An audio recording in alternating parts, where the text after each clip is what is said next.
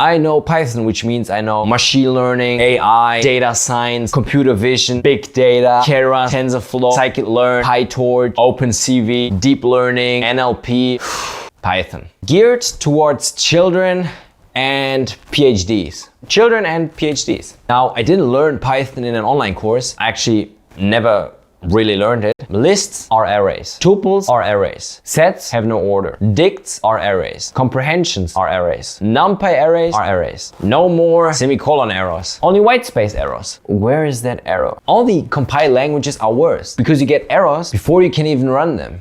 It's like, man, it's really, holding you back from innovation, science, automation, progress. It's not very child-friendly, if you ask me. And I'm not a child, so I'm a PhD.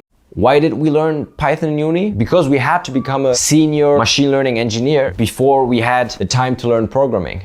Huge community of kids.